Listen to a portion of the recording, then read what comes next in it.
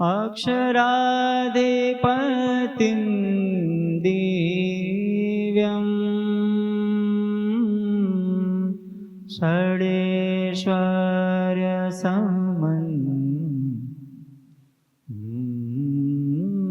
षडेश्वर्यसमन्वितं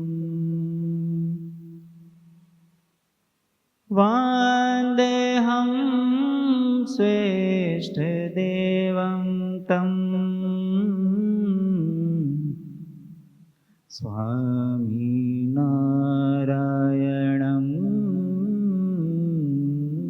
प्रभुं सर्वावतारधर्तारं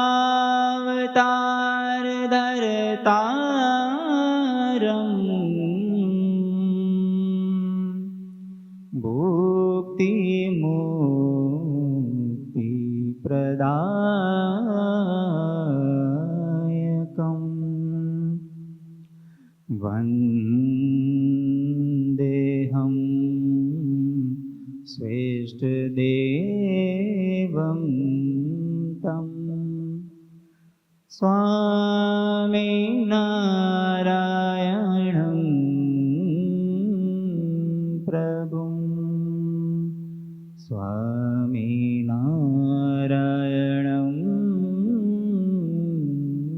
प्रभुं। ॐ श्री स्वामिनारायणाय नमो नमः। ॐ श्री हरिकृष्णाय घनश्यामाय नमो नमः।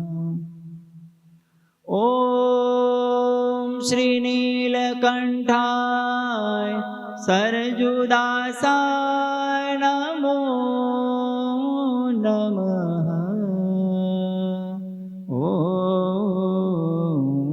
श्री पूर्णपुरुषोत्तमाय नमो नमः।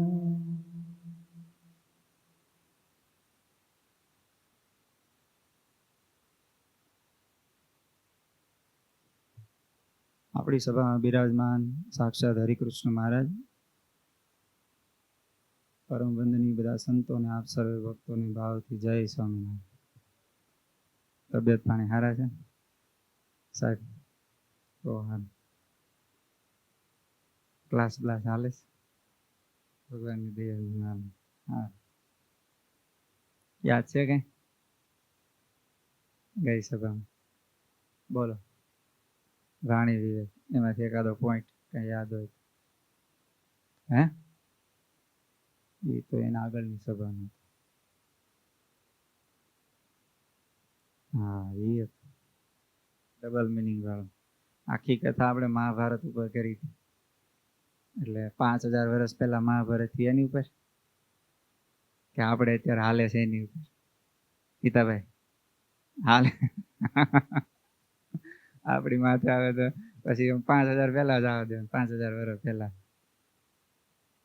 આપણે હાલે છે વાચ કાચ મન નિશ્ચલ રાખે. એમાં ગઈ સભા આપણે વાંચ પૂરું કર્યું. ખાલી એમનો સાર કહી દો. આખા 2-3 સભા હાલી આપણે વાણી વિશે. એક તો શક્ય હોય ત્યાં સુધી મૌન રાખવું, ન બોલવું. મૌનથી જો નિવેડો આવતો હોય તો બોલવું નહીં. કદાચ બોલવું પડે, કંઈક જરૂરી હોય તો સત્ય બોલવું. પછી એમાં આપણે જે છેલ્લી કથામાં કીધું હતું બધો વિવેક ઉમેરી દેવાનો. ઘણી વાર સત્ય હોય પણ અધર્મ વાળું હોય તો એ સત્ય ન થાય. અધર્મ કહેતા આમ એવો દેખી તો અધર્મ ન હોય, પણ કોકને આત્મહત્યા કરતા હોય એની માટે સત્ય કહેવું, તો ત્યાં ખરેખર એની આત્મહત્યા ટળે એની માટે ખોટું બોલવું એ હિતકર કહેવાય. તો સત્ય પ્લસ હિતકર. સત્ય બોલવું પાછું હિતકર બોલવું. અને ત્રીજું મીઠું બોલવું. સત્ય હંમેશા કડવું હોય પણ મીઠી રીતે પણ બોલી શકાય. ભગવાને જીભ આપી છે, એને 32 પહેરેદાર આપ્યા છે સિક્યુરિટી, અને એક જીભથી પાછા 2 કામ કરવાના છે. એક સ્વાદે ચાખવાનો, ખારું મોળું કેવું છે, સીટી વાગે છે, શેની વાગે છે, એ બધું પછી આવે પછી કેવું આવે છે, તીખું બીખું નથી થઈ ગયું ને, એ બધું કરવાનું, નિર્ણય આપવાનો અને પાછું બોલવાનું કામ કરવાનું. કાન 2 કામ 1, આંખ 2 કામ 1, નાકના ભવા 2 કામ 1 જ ઊંઘવાનું, પણ જીભ 1 અને કામ 2 ને પાછા 2 કામ છે ને બહુ અગત્યનું. ખાધા વગર હાલે નહીં અને બોલ્યા વગર હાલે નહીં. એટલે હાડકા નો ભંગાવે તો મીઠું બોલવું, હિતકર બોલવું, સત્ય બોલવું, અને પેટ નો બગાડવું હોય તો માપે ખાવું અને સાત્વિક ખાવું. હવે આગળ આવશે એટલે કહીશ. આટલું વાણી વિશે. બીજો શબ્દ છે કાચ. એનો સાદો અર્થ આમ ગુજરાતી ભાષામાં કહે ને કાછડી કહે ને આપણે, કાછડી, પોતડી. હા એમ. જૂના જમાનામાં બધા ધોતી પહેરતા, ભાભા ટૂંકી ટૂંકી ધોતી, એને એક ભાષામાં કહે કાચ, કાછડી. એનો મતલબ એવું કે ચારિત્ર, લંગોટ, ચારિત્ર. કહેતા આપણામાં રહેલી ઈચ્છાઓ, કામનાઓ, એનો સંયમ, એને અહીંયા નરસિંહ મહેતા કાચના રૂપમાં કહે, કાચ નિશ્ચલ રાખે. આધ્યાત્મિક અર્થ લેવા જાય તો એવો કે ચારિત્રથી સંયમિત રહેવું. કહેતા આપણા ચારિત્રમાં દાગ ન લાગવા દેવો. હવે હા, હું આમ કામ પરખ નથી ઢાળ દેતો. કામ એટલે કે સ્ત્રી પરખ. ચારિત્ર એટલે આપણે ખાલી આમ સ્ત્રી તરફ જ દ્રષ્ટિ રાખીને કરે એટલું હાવ કામનાને સીમિત અહીંયા નરસિંહ મહેતાજી નથી કરતા. થોડુંક વિસ્તારથી ઈચ્છા ઉપર નિયંત્રણ લાવવા સુધી લઈ જશે. સૌથી પહેલું તો શરૂઆત કરતા પહેલા થોડાક શાસ્ત્રોના પ્રમાણ જોઈને પછી આપણે આગળ અંદર ઊંડા ઉતરીએ. પહેલું તો એ કે મહર્ષિ પતંજલિ, નામ તો સાંભળ્યું છે ને, યોગશાસ્ત્ર લખ્યું. એમણે એવું લખ્યું બ્રહ્મચર્ય વિશે, બ્રહ્મચર્ય પ્રતિષ્ઠાયામ વીર્ય લાભ. એનો અર્થ એવો થાય કે જે વ્યક્તિ બ્રહ્મચર્યમાં એટલે કે શુદ્ધ ચારિત્રમાં સ્થિર થાય છે તેને અદ્ભુત શારીરિક, માનસિક અને આધ્યાત્મિક ઉર્જા મળે છે, ઉર્જાનો લાભ થાય છે. એનો મતલબ એવો કે આપણે આપણા ચારિત્રમાં નરસિંહ મહેતાજીએ કીધું એમ સંયમિત રહી, આપણા ચારિત્રને ખંડિત ન થવા દે. તમને એમ થશે ગ્રહસ્થ માટે થોડું આવું હોય, આગળ આવશે, બધું જ આવશે, કોનું ચારિત્ર ક્યારે ખંડિત થાય, કેવી રીતે થાય. પણ અત્યારે ખાલી શરૂઆતમાં સમજવા માટે. તો પહેલા તો 2 પ્રકારના થશે ચારિત્રમાં. એક તો ત્યાગી માટે, 8 પ્રકારે સ્ત્રીઓનો ત્યાગ રાખવો. પછી કોઈ રીતે ભગવાનની આજ્ઞા બહાર, ભગવાને અમારા માટે જે ધર્મો બાંધ્યા છે એ ધર્મો લોપીને પણ ક્યારેય કોઈ પ્રકારનું ચારિત્ર પર ડાઘ લાગે એવું કોઈ કાર્ય ન કરવું. આ ત્યાગી માટેનું. ગ્રહસ્થ માટે એટલે કે તમારા માટે.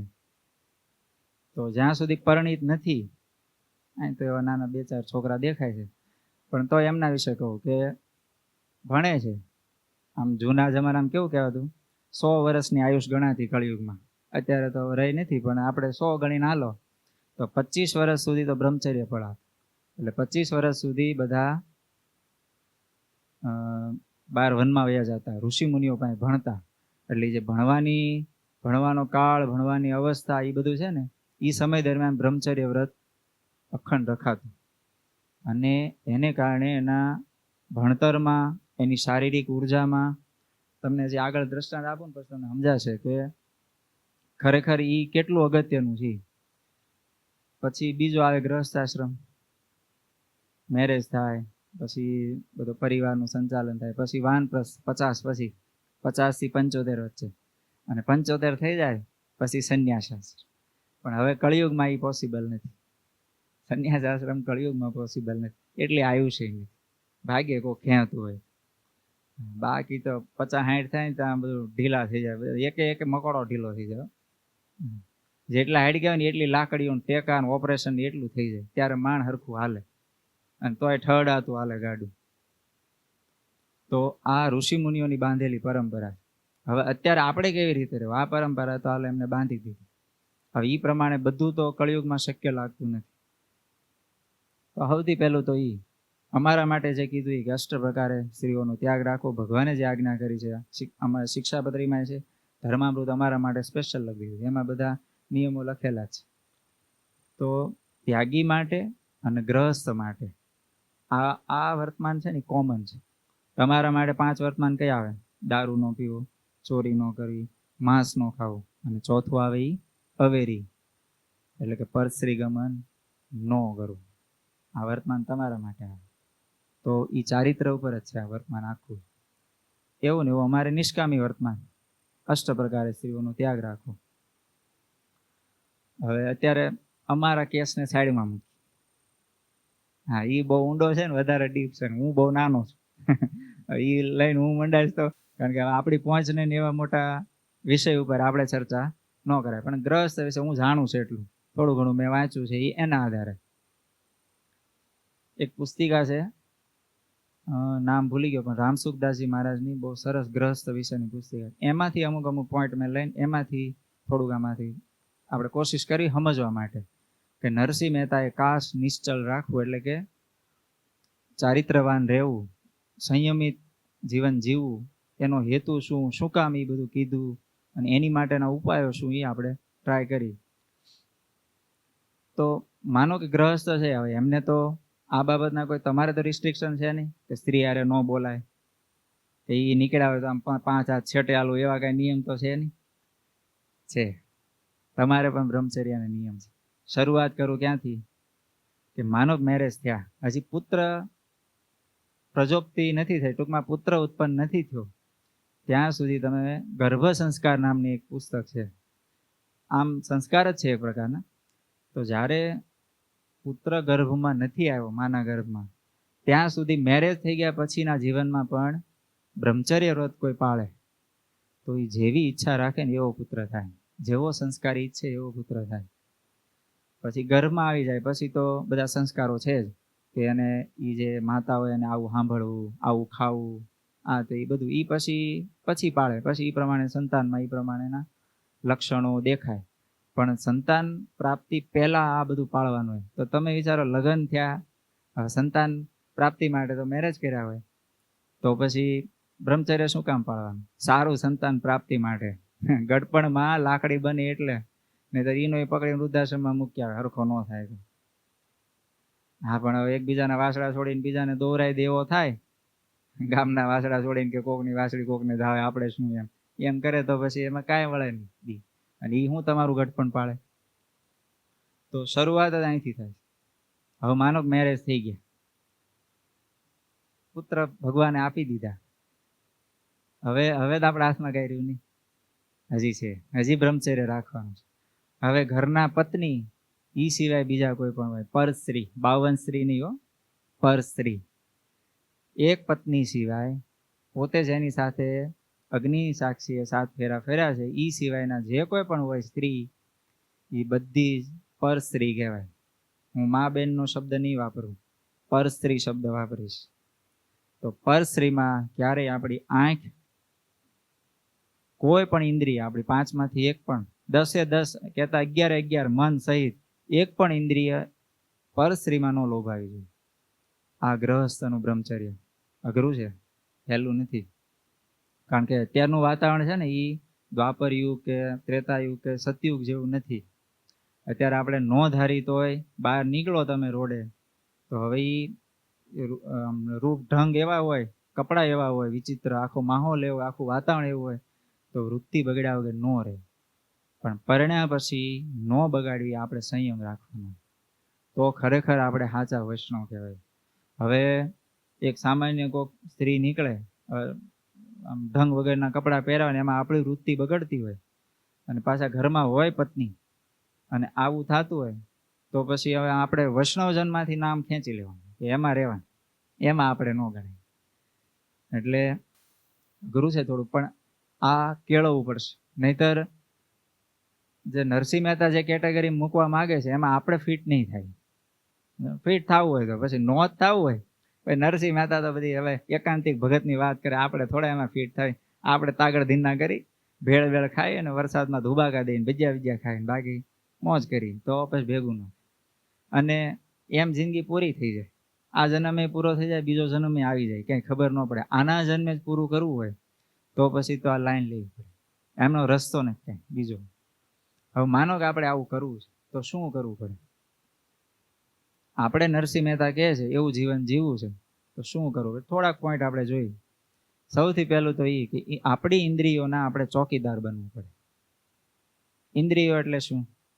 આંખ, નાક, કાન, જીભ, ચામડી, આ બધી છે ને આપણી શબ્દ, સ્પર્શ, રૂપ, રસ, ગંધ, આ પંચ વિષય છે. અને જે ગ્રહણ કરે છે એ બધી આપણી ઇન્દ્રિયો છે, કર્મેન્દ્રિયો છે, એમ જ્ઞાનેન્દ્રિયો છે. અને મન, તો આ બધાને આપણે આપણા કંટ્રોલમાં રાખવું પડે. કંટ્રોલમાં રાખવા પડે માટે પેલા આપણને ખબર તો હોવી જોઈએ ને કે એ શું કરે. એટલે કે ઇન્દ્રિયોના ચોકીદાર બનવાનું. માનો કે આપણે ફોન હાથમાં આવ્યો, પછી એમાં યુટ્યુબની રીલ્સ આપણે ખોલી, હવે આમ ફરવા માંડી, કઈ જગ્યાએ આપણે ઊભા રહીશ ત્યારે આપણે તો આમ જોતા હોય ને તો પૂરેપૂરા ઇન્વોલ્વ થઈને જોતા હોય. ખરેખર ધીમે ધીમે કોશિશ કરવી પડે એવી કે એક દ્રષ્ટિથી આપણે જે જોઈએ છે ને આપણે આપણી ઉપર નજર રાખવાની કે મારી આંગળી ક્યાં ઊભી રહેશે. ઘણી વાર એવું હોય કે આપણને એમ થાય કે ભાઈ આ ન્યૂઝ છે, હું જોઈ લઉં. પણ હવે ન્યૂઝના રિપોર્ટર તરીકે જે હોય ને, રિપોર્ટિંગ કરનારા જે લેડીઝ, હવે એના અત્યારે કેવું છે કે ન્યૂઝના રિપોર્ટર હોય કે આખા આમ બુરખો પહેરીને રિપોર્ટિંગ કરે.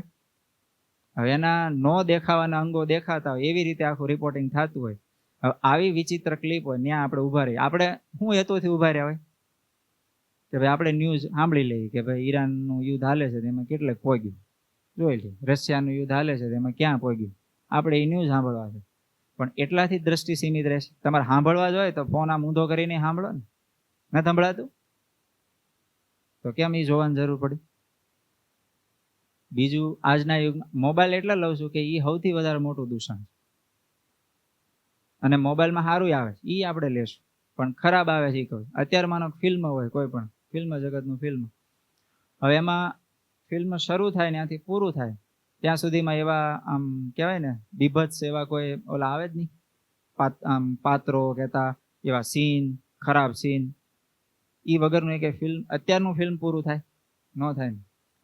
હાલો જોવા ગયા મનોરંજન માટે, છોકરાઓને લઈ જવાની જરૂર પડી, કંઈક એવા દેશભક્તિના ફિલ્મ આવ્યા અને કદાચ માનો કે એ લોકોને ફિલ્મ એને પ્રમોટ કરવા માટે કંઈક એવા સીન લેવા પડ્યા, તો આપણી ફરજ બને ત્યાં લઈ ગયા તમે. હવે ફેમિલી સાથે તમે જોવા ગયા હો, કેટલું ખરાબ લાગે. વિચાર તો કરો, કલ્પના તો કરો, છોકરાઓ બાજુમાં બેઠા હોય, તમારા ધર્મપત્ની બાજુમાં બેઠા હોય અને એવા સીન જોતા હોય. હવે એ સમય તમે કરો હું, છોકરાને આંખ ઉપર હાથ દો, તમે એઠું જોઈ જાઓ, શું કરો.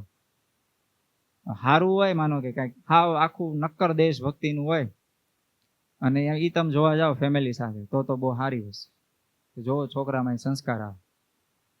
અને એમાં પણ અમુક એવા સીન આવે, ઘરે હો માનો ઘરે અચાનક તમે કંઈક જોવો છો, સિરિયલ બિરિયલ જોવો છો ને એમાં ખરાબ સીન આવ્યો તો આપણી નજર સૌથી પહેલી નીચી જાય છે. શું કામ? ઘરે છોકરાઓ છે, જાણો, ઘરે તમારા પત્ની છે, એને ખબર પડે, છોકરાઓને ખબર પડે, સીધા સંસ્કાર એનામાં જાય કે મારા બાપની દ્રષ્ટિ આટલી ફાટેલી છે તો આપણે પછી એવું કરવા માંગો ને. પછી ઓલા કોલેજમાં આવે ને પછી તમારી સીધા ગર્લફ્રેન્ડ લઈને જાવ, પપ્પા આપણે આના અહીંયા ઠઠાડવાનું છે, તમારે જે કોમ બોમ જોઈ લો, આપણે આની યાર કરવાનું, આ સિવાય બીજી નો. પછી બાપો કે ભાઈ એ કાળી આમ તું જો આમ ડામરના ટીપણા જે હોય, પણ એ મારો દિલનો ટુકડો છે, મારે એની યાર હંધાડો. ભાઈ હવે તારો ચહેરો જો આમ તું આમ ચાંદ જેવો ખીલેલો છો, ક્યાં તું આ કાળી કમાણી. પણ તોય એ નો સેટિંગ આવે, સમજા? કારણ કે એ સેટ થઈ ગયું. સંસ્કાર ક્યાંથી આવ્યા? આપણા ચારિત્રમાંથી આ સંસ્કાર આવે. એટલે સૌથી પહેલો આપણી ઇન્દ્રિયો ઉપર નજર રાખ. આપણા ઇન્દ્રિયો, અંતઃકરણ એટલે મન સુધી આપણી નજર હોવી જોઈએ કે આપણી વૃત્તિ ક્યાંય ફાટતી નથી ને. આમાં અત્યારના કોઈના મારે દ્રષ્ટાંત દેવાને, આપણે જૂના પાછળ વયા જઈએ થોડા, સમજા? ઇન્દ્ર રાજાએ ન્યા સ્વર્ગમાં એમને શું ખામી? પહેલી વાત, આપણે ઇન્દ્ર રાજાનું અપમાન નથી કરવું, પણ ન્યા એમને કોઈ ખામી છે? ખાવા પીવા માટે એને અમૃત છે અને આમ કરવા માટે એને સોમપાન છે, બરોબર? નાચનારા ને આ બધી અપ્સરાઓ છે. તોય અહીંયા આવ્યા પછી એમણે શું કર્યું? કેટલાય ઋષિ મુનિઓના બધાના જે એના રૂપવાન સ્ત્રી હોય ઋષિ પત્ની, તો એની હારે વ્યભિચાર કરે. હવે એ મોટા ભલે સ્વર્ગના અધિપતિ છે, પણ તોય મન ઉપર કંટ્રોલ નહીં, વિચાર ઉપર કંટ્રોલ નહીં, દ્રષ્ટિ ઉપર કંટ્રોલ નહીં, કાન ઉપર કંટ્રોલ નહીં. એ વખતે તો કઈ ટીવી હતા નહીં કે ન્યાય ન્યૂઝ ચેનલ ચલાવી કે ફલાણા ઋષિની આ ઋષિ પત્ની છે, બહુ રૂપાળા છે. એ તો કોઈક મેસેજ આપે કે ઓલા ઋષિ છે ને જંગલમાં, ત્યાં તપ કરે છે ને એની પત્ની તો પણ રૂપનું આમ આપણી અપસરાઓ એની પાસે પાણી ભરે એવી રૂપવાન. ત્યાં અંદરે રાજાને સંભળાણું. બરાબર. હવે સાંભળ કાનના મોડા હોય એટલે સાંભળેલા તરત જાય ત્યાં જોવે ત્યાં બધું ભૂલી જાય ભાન. એટલે સૌથી મોટી ભયંકર ખતરનાક ઇન્દ્રિય હોય ને તો એક આ ને એક આ. એમાં આની કરતા આ વધારે ભયંકર. આમ કહેવાય એવું કે આંખ ખરાબ, પણ આંખ કરતા કાન વધારે ખરાબ. મોબાઈલ તો ક્યારે આવ્યા? આંખનું તો ક્યારથી આપણને આમ થયું કે ભાઈ મોબાઈલ આવ્યા પછી આપણે દુનિયાનું બધું જોઈ શકીએ. બાકી કોઈક ગામડામાં જિંદગી પૂરી કરી નાખે તો ગામડામાં જેટલા માનો કે ડોશી હોય કે સ્ત્રીઓ હોય એમાં જેટલી રૂપવાન હોય એટલી જ હોય. નવું દેન કાંઈ જાણવા મળે નહીં. બીજા ગામમાં કોક દી કોકની જાનમાં જવાની હોય ત્યારે, અને એ ત્યારે એટલા ગામમાં જઈને ત્યાં ગામને પાદરથી પાછો વળીને આવતો રહે. ખાવા ગયો હોય ને બીજું શું ત્યાં કામ હોય જાનમાં. આટલું હતું પહેલા. તો પહેલાના રાજાઓને ખાલી સમાચાર મળતા કે ફલાણા ગામના રાજાના ઘરે એની આ દીકરી છે. બાદશાહો તમને ખબર છે ને પહેલા બધા મુગલ સામ્રાજ્ય હતું એ વખતે ઇસ્લામિક બધા રાજાઓ હતા. તો એ કોઈક હિન્દુની રાજરાણીનું ખાલી સાંભળે કે રાજકુંવરીનું સાંભળ્યું હોય એને ક્યાં ફોટો જોયો ન હોય, અને એ વખતે ક્યાંય કેમેરા બેમેરા હતા નહીં. ખાલી વાત સાંભળે એટલામાંથી તો બેલડું મોકલે, એને લાવો લઈને આવો. જોવાય નહીં જવાનું, કાંઈ નહીં, કશું નહીં. અને એ બોલાવે નહીં. ખાલી સાંભળવાથી આખું પરિવર્તન થઈ ગયું. સંયમ બધો ગુમાવાઈ ગયો. ટૂંકમાં ચારિત્ર ખંડિત થઈ ગયું. આપણે એમની માટે એમનો ધર્મ જે હોય એની માટે આપણે નથી કરતા, પણ ખાલી સાંભળવાથી આટલું બધું થઈ શકે. હવે જે વસ્તુ સાંભળી છે એને જોઈ તો કેટલું ભયંકર થાય. જે આપણે માનો સાંભળી છે, કોક સ્ત્રીના રૂપ વિશે સાંભળ્યું કે આવી રૂપવાન છે, ફલાણી છે, ઢીકડી છે, પૂછડી છે, એ સાંભળ્યું અને એ પછી જોય તો શરીર આપણા અંગમાં વિકાર થયા વગર, અને વિકાર થાય અંગમાં પછી આપણા ચારિત્ર ઉપર કંટ્રોલ રહે. એ ધીમે ધીમે તમે જોવો. અત્યારે માનો કે વિદેશની આમ જોવો તો વિદેશનું કલ્ચર આપણે અહીંયા આવે છે, બરાબર. સૌથી વધારે ફોલો એ જ થાય છે ને. પહેલા નહીતર કેવું હતું કે એના મા બાપ છોકરાઓ માટે છોકરી જોઈ આવતા, છોકરાને બતાવતા નહોતા, અને એ ઓલું આમ પરણાવે ને ત્યારે ઓલું આડું રાખતા, સમજાણું. સાંજે જયારે ભેગા થાય ને પરણીને ઘરે જાય ત્યારે ઊંચું કરે ને ત્યારે ખબર પડે કે લે આ પાર્સલ આવ્યું છે એમ ને. ત્યાં સુધી તો ખબર ન હોય કે કોની હારે મારું મેરેજ થવાનું. આટલા લેવલ સુધી પહેલા હતું. ભલે એમાં આપણે જેમ સમય ગયો એમ ફેરફાર કર્યો, ભાઈ જોવો સમજો, પછી લાંબો સમય ભેગું રહેવાનું છે તો સમજીને કરો, સારી વસ્તુ છે. પણ સમજીને જિંદગી તો પૂરી કરો. પણ નહીં, વિદેશનું જે કલ્ચર છે બેઠું લાગે. વિદેશી હોય ને એ લોકોના મેરેજ હાથ ફેરાથી ન થાય, સમજાણું. એ લોકો એના ચર્ચમાં જાય અને ન્યાય બધી એના જે ઓથ કહેવાય પ્રતિજ્ઞા લે ને પછી મેરેજ થઈ જાય, સર્ટિફિકેટ આવી જાય. તો આમ શરૂઆતનો કાળ હોય ને વિદેશી મેરેજનો, એ તમને એમ લાગે કે આ તો એકબીજા માટે મરી મટે એવા છો. હા, એ 5 વર્ષ સુધી હોય. 5 વર્ષમાં કો ખાલી થઈ જાય. એટલે કે વિષયની તૃપ્તિ થવા માંડે એ વ્યક્તિથી. એટલે હવે તરત એને બીજું જોઈએ કે હવે આપણું પૂરું, હવે ડિવોર્સ ફાઇલ કરો. ડિવોર્સ ફાઇલ કરીને ભાઈ બીજા ઠઠાડે. બસ એ સંસ્કૃતિ ધીમે ધીમે અહીંયા આવતી જાય છે. એક પત્નીથી આખી જિંદગી પૂરી કરી એવું તો એ લોકોને માયનામાં જ ન આવે. અને હવે તો ત્યાં બધા પરમાનન્ટ આમ કહેવાય ને વ્યવસ્થિત કાયદા પસાર થઈ ગયા કે જેને જેવી રીતે રહેવું એમાં લગ્ન વગર તમે લઈ શકો, રિલેશનશીપથી રહી શકો. હવે એ જિંદગી જીવીને શું કામ છે? હું એમ કહું, માનો કોકની યાર એને એવી જિંદગી કરી, એમનું સંતાન થયું, હવે ભાઈ બીજાએ ઠઠાડ્યું અને ઓલી બેને ત્રીજાએ ઠઠાડ્યું, ઓલા છોકરાને શું મજા આવે? ત્યાં 2000 અત્યારે તો બહુ ઝાઝો આંકડો છેલ્લે મેં ગોતો પણ મળ્યો નહીં મને, પણ હું જે વાત કરું છું ને 2007 કે 8 ની કહું છું. 1.25 કરોડ છોકરાઓ મા બાપ વગરના, એના મા બાપ હોય પણ 1.25 કરોડ છોકરાઓ ત્યાં હાવ મા બાપથી અલગ, નાની ઉંમરના, આમ ટીનથી મોટા, થોડા ટીનેજરથી મોટા, 16 વર્ષથી નાના છોકરાઓ, આવા 1.25 કરોડ છોકરાઓ એમને રઝળતા, બધા ભણતા, એની રીતે મહેનત કરીને જિંદગી કાઢતા. શું કામ? કે ભાઈ માં બીજા વહી ગઈ, બાપ બીજા વહી ગઈ, છોકરાને શું મજા? 2 માંથી એક લઈને ન જાય. આવી જિંદગી જીવીને શું કામ? આપણને એમ થાય વિદેશમાં આવવું જોઈએ ને. ભારતમાં, હવે ભારતની વાત કરું, બની ગયેલો કિસ્સો. અમદાવાદમાં કોર્ટમાં કેસ આવ્યો, કયા સાલનો છે એ મને નથી ખબર, પણ છે વાત હકીકત. તો પતિ પત્નીનો ડિવોર્સ માટેનો કેસ. 2 સંતાન, એક સંતાન 3 વર્ષનું, એક સંતાન 1.25 વર્ષનું, બરાબર. એ પત્નીને કોઈક બીજા હારે સેટિંગ થઈ ગયું એટલે એમ ડિવોર્સ ફાઇલ કર્યો. ઓલો ભાઈ એના 2 છોકરાની એક એના હાથમાં આંગળી ઝાલી, એકને એને તેડેલો અને કોર્ટમાં કસ્ટડીમાં ત્યાં ઉભો રહ્યો. સામે એની પત્ની અને એનો બીજો જે હોય ને ભાઈ જેની હારે ઠઠાડવાનું હોય ઈ ત્યાં સામે ઉભો રહ્યો. જજ લેડીઝ હતા. પછી એણે હવે ઉંમર લાયક છે બે એટલે ડિવોર્સ ફાઇલ કરી શકે. ઓલી પત્નીએ એવું કીધું કે મારે સંતાનેય ન જોઈ, ઈ તારા અને આની હારે મારો ડિવોર્સ ફાઇનલ કરો. કેસ સોલ્વ થઈ ગયો, જીતી ગયા, છૂટાછેડા થઈ ગયા. હવે જોજો ઓલા લોકો નીકળ્યા બે હાથમાં હાથ નાખીને, પત્નીનો બોયફ્રેન્ડ ને પત્ની બે. આ બાજુથી ઓલા 3 વર્ષના છોકરા એના બાપની આંગળી છોડાવી અને દોડતો દોડતા એની માને બાજી પડ્યો ન્યા હો અને રોવા માંડ્યો. આખી કોર્ટમાં બેઠેલા બધા માણસો રોયો. ખુદ ઓલે જજ હતા ને જજ, એની આંખમાં પાણી આવી ગયું. આવા દિવસો મારે જોવાના થશે એમ. તોય ઓલી માએ ઓલા છોકરાને પાટું મારી દીધું, છોકરો પડી ગયો. એનો બાપ રોવે, દોડીને પછી ઓલા છોકરાને તેડી લીધો. 2 છોકરા લઈને બાપ ઘરે વહી ગયો. આ હું જે વાત કરું છું આ ભારતની નહીં, ગુજરાતની નહીં, અમદાવાદની. જાણો ત્યાંની કોર્ટમાં બનેલો કિસ્સો કહું છું. આ કલ્ચર આવી જ રહ્યું છે, કઈ વાર નથી.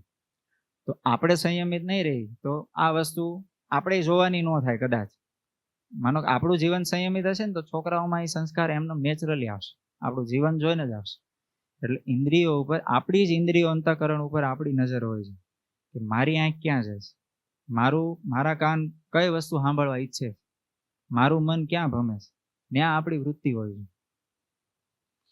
પહેલો પોઈન્ટ આ કે ઇન્દ્રિયોના ચોકીદાર થાવ. બીજો ઈ આહાર સાત્વિક કરો. હવે અઘરો કે છે, ખાવાનું આવ્યું ને.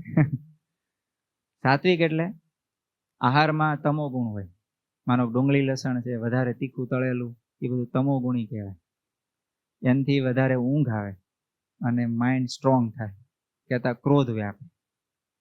સમજાણું? આ બધો ખોરાક એવો છે, એ ખોરાકમાંથી ગુણ છે. એમાં મારું કે તમારું ત્યાં કે હાલે નહીં.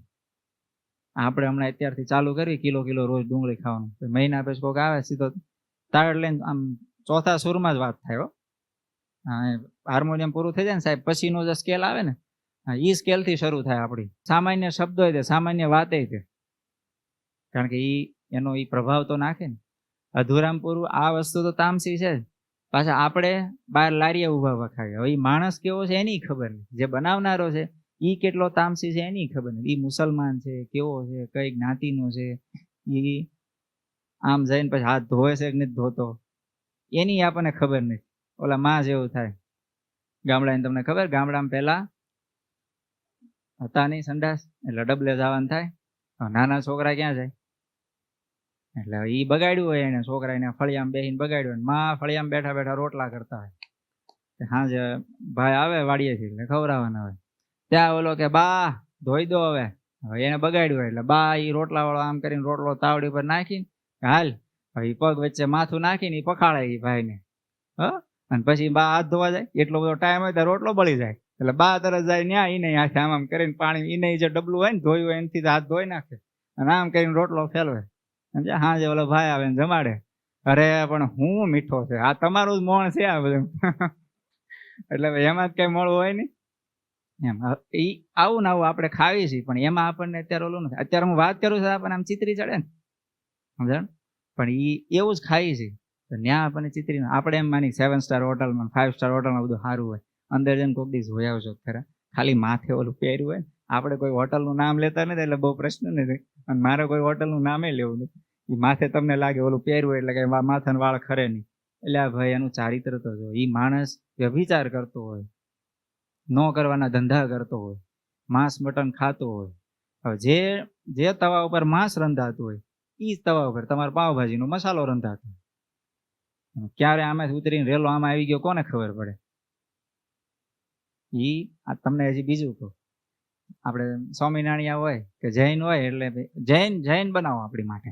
એટલે ઓલો ભાઈ શું કરે, જે તવા ઉપર ડુંગળી એને રાંધી હોય ન્યા જ કરે. કઈ નોખો તવો તમારે હાટો હેઠું ઉતારીને બીજો સ્ટીલમાં ચડાવે, ત્યાં એમાં ભાજી બનાવે તમારે હાટું જઈને. એમાં ને એમાં હોય બધું થોડુંક સાઈડમાં કરીને આમ મૂકે. હવે ત્યાંથી ગરમ ગરમ તો હોય એટલે એને ડુંગળીનો રેલો હાલીને તમારે ભેગો પડે જઈને ઠપકારો હોય. હવે એ ક્યાં જાય? હવે તામસતા રે આપણી કંટ્રોલમાં. આટલું છું તમો ગુણ. પછી ખોરાકમાં રજોગુણ પણ હોય. ખાટું ખારું આમ ખાટું ખટમીઠું હોય ને વધારે, એવા પ્રકારના ખોરાકમાં રજોગુણ. બસ રજોગુણથી આ કામેચ્છા, સ્ત્રી પરત્વેનું આકર્ષણ, એ બધા ખોરાકથી આવી વૃત્તિ જન્મે.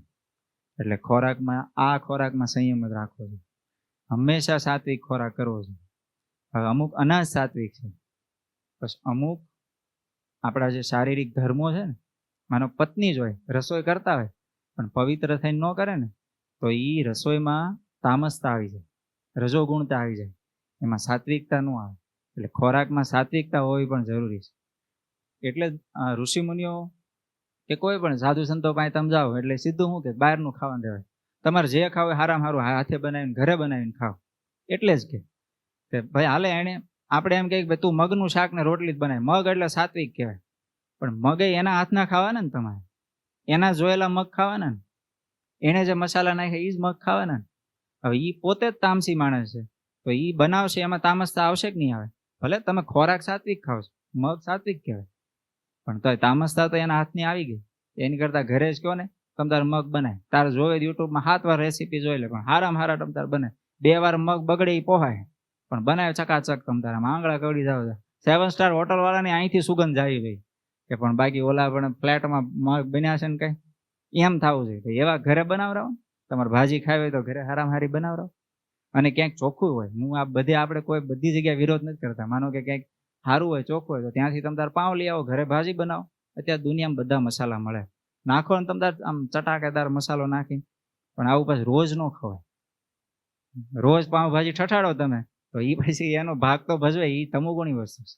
કારણ કે એમાં તીખાશ ખટાશનું બધું પ્રમાણ વધારે હોય. એમાં આપણે અમથું વધારે જોઈએ. પકાભાઈ કહેતા એમ ઓલી મરચી હોય ને આમ હોઠે ચડાવે ને, અને એ જે પછી આમ તીખી લાગે ને એની જે મીઠાશ હોય ને, એ ભજીયા ગરમા ગરમ ભજીયા ને એની હારે તીખી મરચી, આ હા હા, આમ સ્વર્ગ દેખાય. અહીંયા હો ખોપાળાના પાદરમાં સ્વર્ગ દેખાય. અલા પણ એ સ્વર્ગ નથી જોવું, માપે સારું બધું. એટલે ખવાય, હું ના નથી પાડતો. હવે અત્યારે ચોમાસું આવે હું ભજીયાનો વિરોધ કરું તો તમે બધા કહો સામે આવતી સભા આપણે રહેવા દે અને બીજા વક્તાને બેહારો. હું ભજીયાનો વિરોધ નહીં કરું, પણ ખાવા પણ માપે. એટલે ત્રીજું એ આવે છે કે ખોરાક સાત્વિક કરો અને ખોરાક માપે કરો. સમજાણું? ઓલા જેવું થાય 48 લાડવા ખાઈ ગયા, બાજુવાળો ઓલો ગણતો આપણે વાત કરી હતી ને એવું. એ જે ન ખાઈ શકે મારી જેવા હોય એ ગણે કે આને એટલી રોટલી ખાધી, એટલી રોટલી ખાધી. પછી એને એ ગણતરીમાં જ ધ્યાન હોય, એટલે એ માણસ આગળ ન વધે. પાછું કોકનું જો કરે એ માણસ આગળ ન વધે. એટલે ખાવું પણ માપે ખાવું. માપ એટલે આપણે નક્કી નહીં કરવાનું કે ભાઈ માપ એટલે કોને નક્કી કરવાનું. 45 લાડુ ખાવાનું માપ છે ભાઈ મારું, પણ એ માપ ન કહેવાય. હવે એટલું કોઈક પાડો જોઈ જાય ને તો એ ત્યાં બોલો આમ ગલોટિયું ખાઈ જાય. આપણને 45 લાડુ ખાઈ જાય. હવે એ ભેંસે માણ ઓલું તગારું હોય ને એમાં તમે ઓલી ઘૂઘરી પલાળીને આપ્યો. હું તમને બીજો દાખલો દઉં. હા જૂના જમાનાની બહુ જૂની નહીં, આમ 90 થી 99 વચ્ચેની વાત હશે. ભેંસ કે ગાય વિયાય ને એટલે એને ઘૂઘરી આપે, બાજરીની કે પલાળેલી બાજરીની ઘૂઘરી હોય ને, એમાં થોડું ગોળનું પાણી ને એવું હોય, આમ ગળપણ જે હોય ને. હવે છોકરો આમ હરેડ ખાવાનો શોખીન, એટલો બધો શોખ. ઘૂઘરી બનાવી નાખેલી. એની માં એની હાટું કાઢવી ભૂલી ગયેલી. છોકરો કઈ પણ નિહાળે આવ્યો 5 વાગે અને માને કીધું માં ઘૂઘરી કરવાની હતી, ક્યાં ઘૂઘરી? કે એ બટા ભૂલી ગઈ હું કાઢવી કે. અને ગાયને મૂકે, તગારું ગાયને મૂકી દીધેલું. અને છોકરો દફતરનો ઘા કરીને સીધો ગમાણમાં, અને આમ કરીને આગળ સાડીમાંથી લઈને એને વાટકામ ભરી લીધી ઘૂઘરી. એ કે મોઢું અડ્યું નથી. મમ્મી આજે અડ્યું નથી મોઢું, હું લઈ લઉં છું આટલી. હા લઈ લે, વાંધો નહીં, તું ભેંસ જેવો છો, લઈ લે તમે, વાંધો નહીં. હવે આવું તો ન હોય. આટલું બધું તો પછી બીજે દી ખવાય ને, કઈ એક દી કઈ મરી તો નથી જવાના ઘૂઘરી વગર. આ તો ભલે હું બાળકના નામે વાત કરું છું, કદાચ આવું બન્યું હોય ન બન્યું એ મને નથી ખબર, પણ આ તો કહું છું આટલા લેવલ સુધી ન હોય. જાણું ખાવાનું કંઈક માપ હોય. હવે 15, 20 રોટલી. હું તમને બની ગયેલું ઉદાહરણ આપું. વિરાજભાઈ આમાં સાક્ષીપુર છે કે 25 જણાનું ટિફિન ઘણા બધા સાંભળી હશે. હવે 25 દાળિયા એટલે ઘરે ભાઈ ને એ જે હાથી હોય ને એને ટ્રેક્ટર લઈને ટિફિન લેવા મોકલે. એટલે એ ભાઈ ટિફિન લેવા આવ્યા. 25 જણાનું ટિફિન. એવો ભૂખ્યો થયેલો આ ભાઈ હો. ટિફિન ભરી દીધું, છાશ બાશ ને બધું ઓલા હોય ને ગંભા જેવું, એ મોટો છાશનો ગંભો ભર્યો અને ટિફિન. આટલું બધાનું ટિફિન હોય, શાક હોય અને રોટલા હોય, એટલે તગારામાં જ ભરવા પડે ને. તગારામાં રોટલા અને એક તગારામાં શાક ને એનું ઉપર ઢાંકી અને ટ્રેક્ટરમાં પાછળ નાની બોગી હોય ને એમાં એ બધું મૂકીને ભાઈ ઉપાડ્યું ટ્રેક્ટરમાં. રસ્તામાં એટલો બધો ભૂખ્યો થયો, વાડી ત્યાં આગી રસ્તામાં તગારામ છોડીને 25 જણાનું શાક રોટલા છોડીને ખાઈ ગયું ઈ ભાઈ. અને હું ખોટું નથી કહેતો, બની ગયેલો કિસ્સો કહું. હવે તમે વિચાર તો કરો, આટલું બધું ન હોય. માપે 25 જણાના રોટલા કેટલા થાય? અને ગામડાના આમ મજૂરી કરતા હોય માણસો ખાય એટલું. એટલે એનો ખોરાક ઈ પ્રમાણે હોય અને ઓફિસમાં બેહતા એનો ખોરાક ઈ પ્રમાણે હોય, આપણે ઈ પ્રમાણે હોય. પછી સારી વસ્તુ આવે ને, ભાવતી વસ્તુ, એટલે પછી માપ ન રહે. પછી બધા આટા જ મૂકી દે મગજ જ, કે હવે આ બ્રેક મારવાની હોય. આમ અમુક તમે ગાડી ચલાવતા ને રોડ ઉપર, રસ્તો ખાલી પડે ને પછી લીવર ઉપર આમ પગ દઈ જાય, પછી ઊંચો કરવાનું મન ન થાય. પુરુષના ખોળિયા જીવ હોય, અહંકાર હોય, એટલે આમ અરે આપણે ભડભાદર કેવી રીતે આમ લીવર ઉપરથી પગ લેવો એમ. ભાઈ સાનો માનો લઈ લે ને, ગોતો હાથ ને ઓલી બાજુ નીકળીશ કે એક હાડકું હાજુ નહીં રે, સમજા? હાથ ઓલી બાજુ હશે, આંગળા ઓલી બાજુ હશે, એની કરતા સાનો માનો ઉપર લઈ લે એમ ખાવા માંગે. આ વસ્તુ ખાવા માટે જ હું કહું છું. ખાવા માંગે ગમે એટલી સારી વસ્તુ હોય, હા એની એક ટેકનિક શીખવાડ્યું. હારામાં હારા ગોટા બનાવે. આજ તો આપણે ભેળ છે, પણ માનો હારામાં હારી ભેળ બની. ગોટાની વાત રાખો, ગોટામાં જામ છે. આમ ચકાચક ગોટા બનાવે એકદમ. તમે આમ સુગંધ ઠેઠ સુગંધ આવતી હોય, એટલા મસ્ત હોય. પણ શું કરવાનું, આપણે ઓછું જ ખાવું છે. તો હવે મારી પાસે તો એ ટેકનિક નથી, હું એ નથી વાપરતો. પણ તમારે વાપરી માપે ખાવું હોય તો એક ગોટું લેવાનું. આમ થાળીમાં 2-3 હોય, આપણે ડીશમાં પણ માનો ઝાઝા ડોથો ભરીને આપતા હોય, એક જ એટલો ગોટાનો પ્રસાદ હોય, ગોટાની ચટણી. એને કહેવાનું ભાઈ 3 આપતું, વધારે નહીં, 3. અને એક ખાવાનું પણ આમ ટેહડો પાડીને કે ને, આમ આપણી ગામડાની ભાષામાં આમ ટેહડા, આમ હબડકા લેતા લે. હબડકા નહીં લેવાની, એ ખરાબ કહેવાય, પછી કહીશ તમને. પણ આમ એકદમ આમ શાંતિથી આમ મોસ. એક બટેકાનો જે આમ હોય ને, અંદર હોય એક વરિયાળીનો દાણો, પછી એક જીરું હોય, અંદર કાંઈ પણ મસાલો નાખેલો હોય ને, એ મસાલાનો આમ સ્વાદ આવે ને, એટલી રીતે આમ ઝીણવટપૂર્વક એક ગોટું ખાવ તો આમ 15 મિનિટ થઈ જાય પડે. એટલા ભાવથી ખાવાનું. બીજા 2 પડ્યા રહે, તમને લખી દો, નહીં ખાય તો પૂરી કોણે દીધી જગ્યા? આપણે ભૂખ તો લાગી ત્યાં, જો ફફડાટી બોલાઈ નાખી હોત તો 15-20 વયા જાય, તો કોઈ ત્યાં હાથ ન આવે. ગોટા બધા ક્યાં ગયા ખબર નહીં. પછી સવારમાં સીધું ડબલું લઈને ઉતાવળ થાય ત્યારે ખબર પડે. હજી બીજો આના નામે એક પ્રસંગ ગયો, આંબલીની ચટણી. હવે મારી જ વાત કરવામાં, કોકની ક્યાં કે પૂર્વાશ્રમની વાત છે, કહી દો જે છે. એક દી ગોટા બનેલા, હારામાં હારા ગોટા એટલે સંભાળતા, એવા ગોટા બનેલા ભૂકા કાઢી નાખ્યા.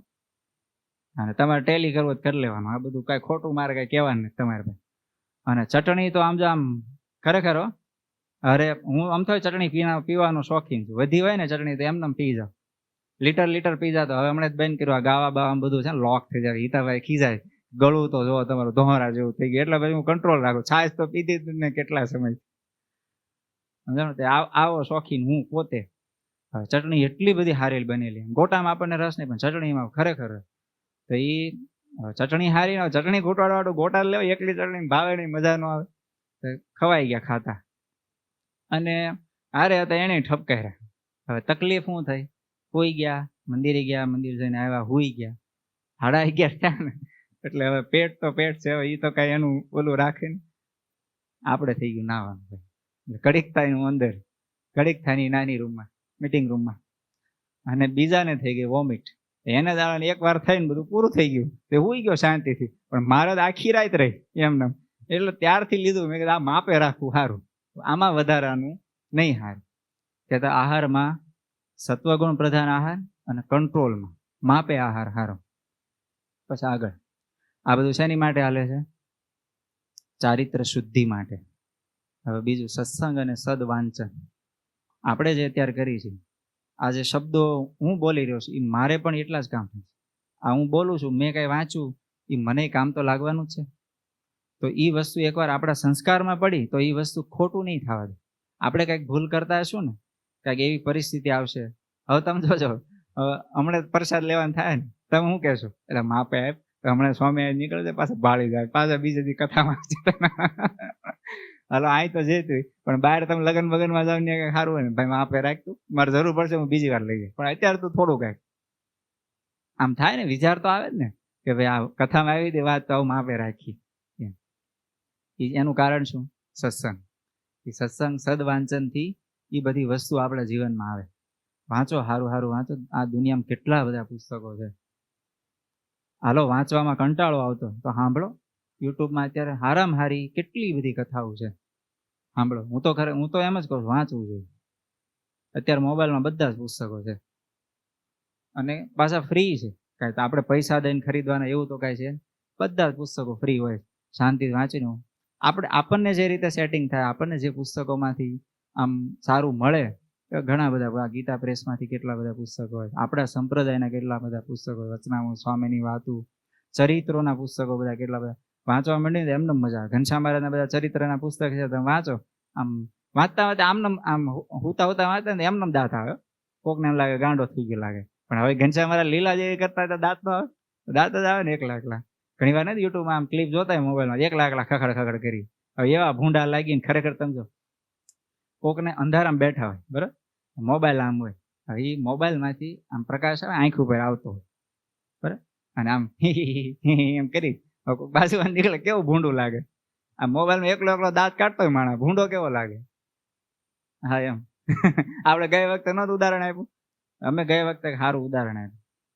કોક આમ સંસ્કારી કોક સ્ત્રી હોય, લાજ કાઢતી હોય, લાજ રોડ ઉપર ઉભા રહીને એ સ્ત્રી લાજ કાઢે એવી સ્ત્રી કેવી હોય? અત્યારના જમાનામાં કોઈ કાઢે છે?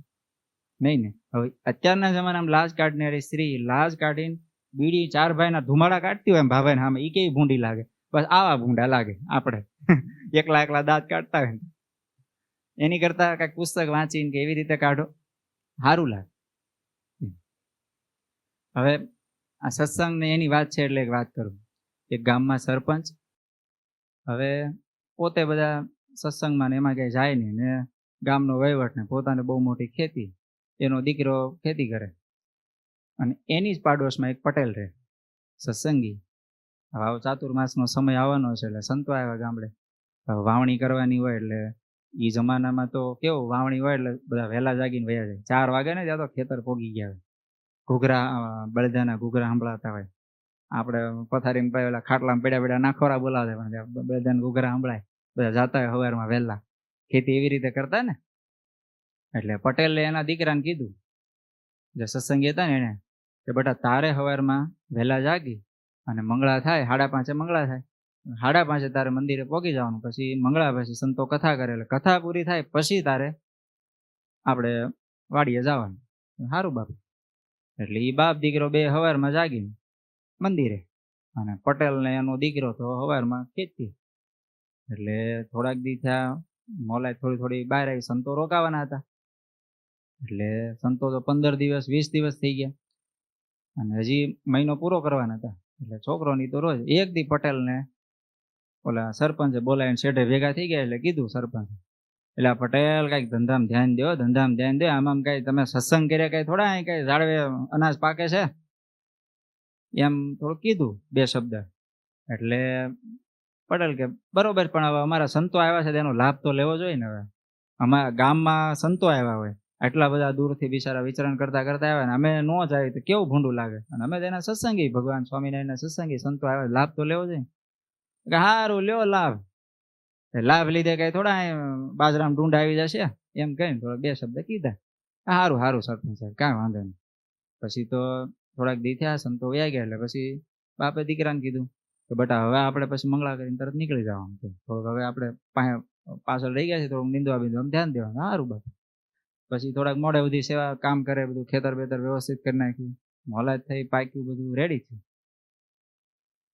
એક દિવસ એવું બન્યું કે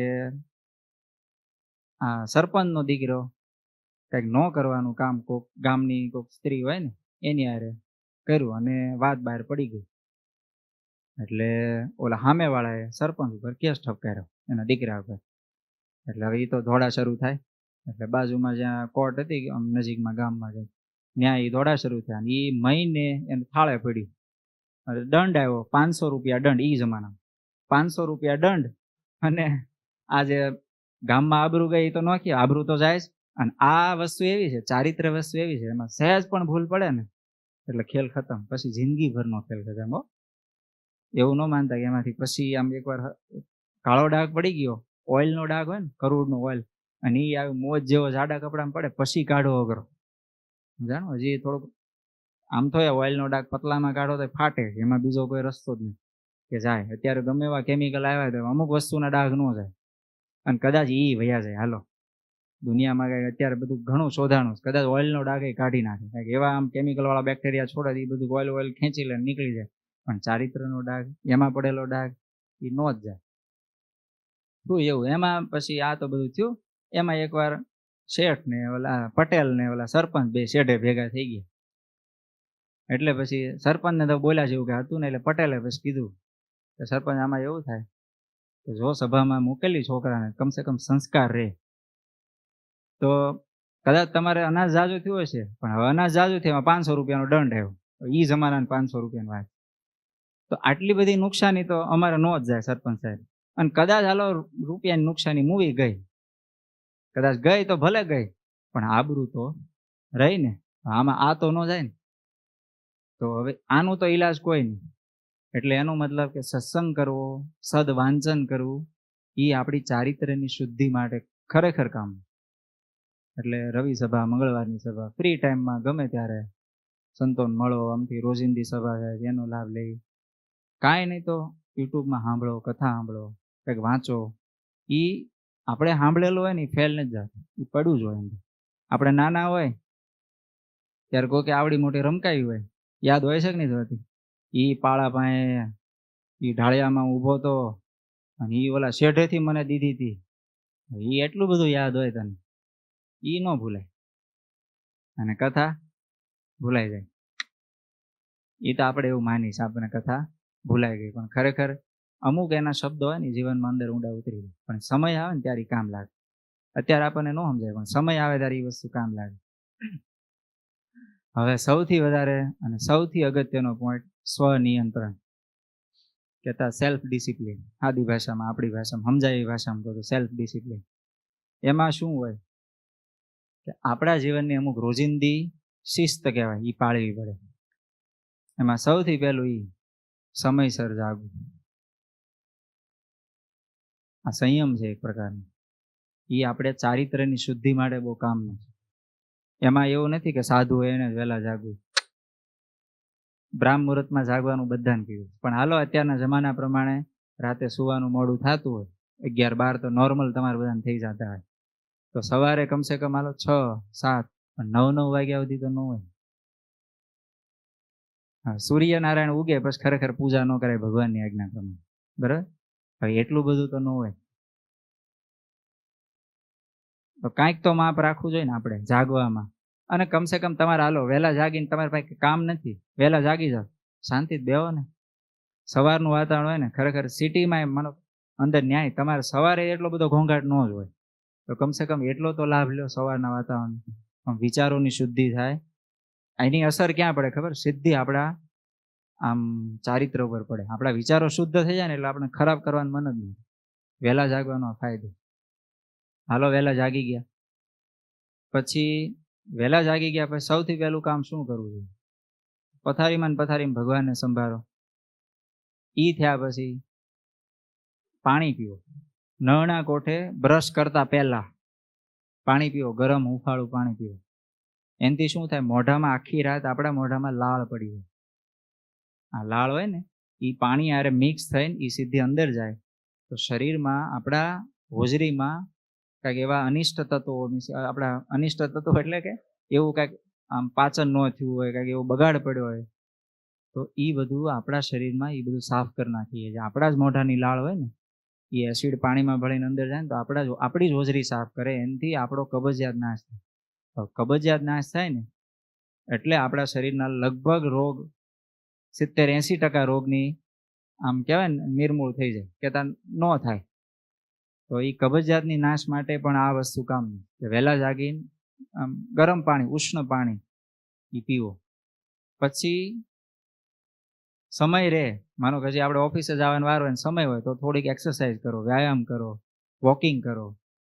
પ્રાણાયામ નહીં હો, પ્રાણાયામને તમે વોકિંગ ન માનતા, એ વસ્તુ અલગ. એક્સરસાઇઝ કરો, તેમાં શરીરના અવયવો, અંગો સ્ટ્રેચ, આમ જે આપણા સ્નાયુઓ છે ને એને સ્ટ્રેચિંગ થાય એવી એક્સરસાઇઝ કરો સવારના પરમાં. પછી પરસેવો વળે ને પછી સ્નાન કરો, અથવા તો સવારમાં કોકને નાવાનું થઈ જતું બેસ્ટ, નાહી આવો, પછી બ્રશ કરો, બ્રશ કરીને સ્નાન કરો. સ્નાન કરતા તે પાડો ધમારતા એમ નહીં ધમારવાનું, ખબર પાડો ઓલામ જાય ને, હા, એ બાથરૂમ હોય ને, બાથરૂમ ત્યાં નાતો નહીં ભડભાદર, તો દરવાજા હોવાનું પાણી બહાર આવે આટલું ઉડાડતો. હવે પાડો એટલું ન નાય, આવી રીતે ન નાય, એવી રીતે ન નવાય. સમજાણું? ફુવારા આવી ગયા મતલબ એવો નથી કે આખા ગામમાં પાણી ફેલાવાનું. આપણે નાતા હોય ને એ આપણું પાણી બહુ સીમિત એરિયામાં જાય, એમાંય આપણાથી ઉપર તો ઉડવું જ ન જોઈએ, એવી રીતે તો નાતા આવડવું જોઈએ. એ કળા છે નાવાની. કે હવે એનું તો ટ્રેનિંગ તો કઈ અપાતી નથી, કેવી રીતે આપી? નળ હેઠે ઉભા રાખીને શીખવાડું એમ. હા, પછી તમે જોજો, ભેંસનો ભાઈ હોય એને શું કહેવાય? હા, હું બોલો ઈ જ. ભેંસના દીકરાને શું કહેવાય? ભેંસના પતિને, ભેંસના હારાને એક જ નામ રહે. એ નાનો હોય ને ત્યારથી એવો જ હોય, અને મોટો થાય તો એનો ઈ જ રહે, એમાં કાંઈ ફેરફાર ન જાય. પાણા ઉપર પાણી એમ. હવે એને તમે નાના હોય ત્યારથી સંસ્કાર નાખો ને તો જ એ વસ્તુ રહે, મોટી ઉંમરે પછી ન થાય. અને એ હજી આ પાડાની જ વાત ચાલે છે એટલે હારો નાવાની વાત છે ને એટલે કહી દઉં. પાડો નાતો તમે જોયેલો કોઈ દી? ઓલા આપણે શું કહેવાય, નાનું ખાબોચું પડ્યો ને એમાં પડ્યો હોય, એમાં જો પાણી વધારે ઊંડું હોય ને એનું મોઢું આમ સહેજ બહાર રહે ને તો તમે બધા એમ કરે. અમુક નાય ને તાર ફૂફાડા મારતા હોય, મોઢામાં પાણી ન જાય ને એટલે. પણ નાવાની રીત છે, મોઢું બંધ કરીને નાવું જોઈએ ખરેખર. એ જે પાણી હોય ને એ મોઢામાં ન જવા દે, કદાચ જવા દો તો એનો કોગળો કરવાનો. નાહી લીધા પછી જરૂર પડે કોગળા કરી નાખો, પણ એ પાણી મોઢામાં ન જવા દે. મોઢું બંધ રાખીને નાકથી શ્વાસ લઈને ધીમા પાણી નાવું જોઈએ. ફુવારાથી નાતા હોય, પછી ટબથી નાતા હોય, ખબર નાના છોકરા નવરા માં પાણી સીધું આમ નાખે ઉપર, એવી રીતે ન નાખે. ખરેખર પાણી ધીમી ગતિએ જવું પડે. એ કારે શિયાળો જેવું હોય, હવે એને બિચારે ધાર્યું ન હોય કે આટલું ગરમ હશે, આટલું અડ્યો હોય, પણ હવે એમ ધાર્યું તો ન હોય. આમ હાથ અડો ને એનાથી તમને પાણી નાખો ને, માનો હાથ આપણા ઠંડા હોય શિયાળામાં, સવારે જાગો ને ત્યારે પાણી અડો ને તો આપણને એમ લાગે કે માપે છે, પણ જ્યારે નાખો ને ત્યારે આપણને એમ થાય વધારે ગરમ છે. હવે તમે છોકરા ઉપર સીધું જ પાણી નાખો ને તો હવે એના સ્નાયુઓ, શરીરની શ્વાસની ગતિ, લોહીનું ભ્રમણ એ બધું નોર્મલ રીતે હોય, પણ એક ખામટું પણ એમ થઈ જાય. એને અનુભવ કર્યો હશે, શિયાળામાં ઘણા ઠંડા પાણીએ નાતા. હવે માઘ માસ આવે અને એ જયારે ઓલું માટલું હોય ને એક ખામટું નાખો એમ થઈ જાય. તો એક ખામટું લોહીનું પ્રમાણ આમ સ્પીડ હોય ને વધી જાય કે એક ખામટી ઘટી જાય. બસ એનથી શું થાય, ઘણીવાર મગજના અમુક સ્પેર પાર્ટ ઢીલા પડી જાય કે અમુક વધારે ટાઈટ આટા મૂકી દે, એ થાય પ્રોબ્લેમ. એટલે એ વસ્તુ ન કરાય, એ આપણે ન કરાય. એટલે નાતી વખતે માપે પાણી રાખી ધીમે ધીમે નાવું જોઈએ, અને શરીરને ચોળી વ્યવસ્થિત નાવું જોઈએ. સાબુ હોય, અત્યારે તો બધી આવી ગઈ સાબુની સિસ્ટમ, પણ સાબુથી વ્યવસ્થિત દઈને નાવું જોઈએ. પછી હવે ગમે એટલા સુગંધીમાન સાબુથી નાવી આપણે, બરાબર, તો શરીરનો જે પરસેવો છે ને એ ગંધ છોડે. પણ એ ન કરવા દેવું હોય, માનો કે આપણો શરીરનો પરસેવો ગંધાય નહીં એવું કરવું હોય ને તો એની માટે ખોરાક ઉપર કંટ્રોલ રાખવો. જે આહાર શુદ્ધિ છે ને એની ન્યા અસર આવે. બીજું આપણા ચારિત્ર ઉપર શુદ્ધિ હોવી જોઈએ, તો આપણા શરીરનો પરસેવો પણ ન ગંધાય. નહીં તો અમુક જોજો તમે ગમે એવા આમ હાબુથી નાય ના કેટલોય પાવડર બગલમાં મોઢે કેટલા સ્પ્રે છાંટે, થોડીક વાર ન થાય ને ત્યાં આખો શર્ટ બળ બધું ગંધાતું વિચિત્ર. આપણે બાજુમાં જ નીકળે તો આપણને આમ તમરી ચડી જાય કે ભાઈ તું છે ને એમ ઉકળા ભાઈ બે ભાષા ઉકળ હોય ત્યારથી શર્મા હે, ઈ સારો લાગશે. હવે એ અમુક હોય જ એવા, તો હવે એને ન્યા ફેરફાર કરવો પડે. સમજાણું? એને એના આખા જીવનમાં ફેરફાર કરો. અમુક વિચારો ખરેખર સાંભળીને આશ્ચર્ય થાય. મને પણ મેં પહેલી વાર વાંચ્યું ને તો મને આશ્ચર્ય થાય. વિચારોમાં અશુદ્ધિ હોય ને, વિચારોમાં હંમેશા નેગેટિવિટી રહેતી હોય ને, કોકના પરત આમ કુભાવ, નેગેટિવિટી, આવા વિચારો રહેતા હોય ને એના શરીરનો પરસેવો ગંધાય. લ્યો, તો વિચાર તો કરો, આપણા વિચારોની અસર પણ આપણા શરીરના અંગો ઉપર થવા મળે. અને એ તો થાય જ છે, એ કઈ ખોટી વસ્તુ નથી. મગજમાં સતત સ્ટ્રેસ હોય તો બ્લડ પ્રેશર વધી જાય છે કે નથી વધી જાય? વારસાગતિ હોય, કંઈક રોગને લઈને આવ્યું હોય, એ વસ્તુ અલગ છે. પણ તમે જોજો સ્ટ્રેસ હોય કોઈ માણસને, એના શરીરનું બ્લડ પ્રેશર વધી જાય, ડાયાબિટીસ આવે. એ તમે જોજો ડાયાબિટીસના કારણો હોય એમાં તમે જોજો સ્ટ્રેસ આવે જ. તો એ ક્યાંથી આવ્યો? એ મનના રોગમાંથી શરીરમાં પ્રવેશો ને. તો બસ આ જ વસ્તુ છે. તો આપણી જે આ રોજિંદી દિનચર્યા છે એની ઉપર નિયંત્રણ હોવું. પછી માનો સવારે નાહી લીધું, પછી નાહીને ચોખ્ખા કપડાં પહેરવાના.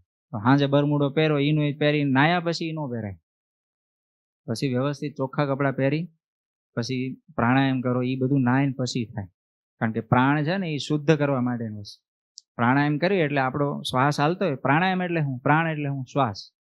શ્વાસની ગતિને નિયંત્રણ કરવાનું. પ્રાણાયામ કરો તમે એટલે મન તરત સ્થિર થવા માંડે. પૂજામાં બેઠા હોય આપણે, શાંતિથી આમ ઘડીક આમ અનુલોમ વિલોમ કરો, ઘડીક ભસ્રિકા કરો, ભ્રામરી કરો, ઘડીક પ્રાણાયામ કરો તો મન તરત શાંત થઈ જાય, વિચારો બધા શાંત થઈ જાય. એ કેવી રીતે થયા? એ પ્રાણાયામથી થયા. આપણો પ્રાણ હોય ને, આપણે શ્વાસ ખરેખર એક તમે જોજો, નોર્મલ ગણતરી કરજો. આપણે છે ને 1 મિનિટમાં 8 થી 10 કે 12 શ્વાસ લઈ લેતા હોય ઘણી વાર. પણ કોઈ ઋષિમુનિઓ હોય ને કે જેનું મન શાંત હોય, એકદમ સ્થિર હોય, એનો શ્વાસ છે ને આમ ખેંચે ને તો 12, 14, 24 સેકન્ડ સુધી શ્વાસ ખેંચી શકે, ખાલી લે. પછી 24 સેકન્ડ સુધી શ્વાસ રોકે અને 24 સેકન્ડ સુધી શ્વાસ છોડે. આટલી એના શ્વાસ ઉપર નિયંત્રણ હોય. તમે કલ્પના આમ ટ્રાય કરો, અત્યારે તમારે કોશિશ કરો, આપણે બધા હારે કરી. શ્વાસ આપણે જેટલો લાંબો લઈ શકાય ને એ એકદમ ધીમી ગતિએ લેવાનો. અને આયા ઓલા ટપકા ટપ ટપ થાય છે ને એ તમે જોતા રહેજો, બરાબર? અને તમે શ્વાસ લો, ટ્રાય કરો. આપણે અત્યારે પ્રેક્ટિકલ જ કરીને હવે લેવાઈ ગયો તો એટલી ઘડી પકડી રાખો, એમને અંદર ને અંદર શ્વાસ પકડી રાખો. કેટલી ઘડી ટપકા જોવાનું, છોડવાનું થાય છોડી દેજો, પણ ધીમે ધીમે છોડજો. હવે અઘરું છે, મુંજારો થાય ને ત્યાં સુધી પકડી રાખજો શ્વાસને. તો છોડવાનું થાય ને ત્યાં ધીમે ધીમે છોડજો. એક આપણે એમ કહીને છોડી ન દેતા. થોડોક સમય તમે ટ્રાય કરજો. સવારમાં છે ને 1 વાર ઉઠીને આવી રીતે ટ્રાય કરવાનું. થાય કેવું કે આમ લાંબો શ્વાસ લેવી ને પછી લાંબો સમય રોકીને એટલે આમ એવી ગુંગળામણ થાય ને એમ થાય તરત છોડી દે, તરત છોડી એટલે વાફ લઈને છૂટી જાય શ્વાસ. જ્યારે ઋષિ મુનિઓ શું કરે છે, શ્વાસ છોડવાની જે ગતિ હોય ને એને નિયંત્રણ કરે. પ્રાણાયામ એટલે શું? જેટલો સમય સુધી લીધો એટલો સમય રોકો, અથવા તો એનાથી અડધા સમય સુધી રોકો. પછી જેટલો સમય લીધો એનાથી અડધા સમય સુધી છોડો, અથવા તો એટલા સમયમાં છોડો, અથવા તો એની ડબલ સમય સુધી છોડો. આને નિયમ કહેવાય.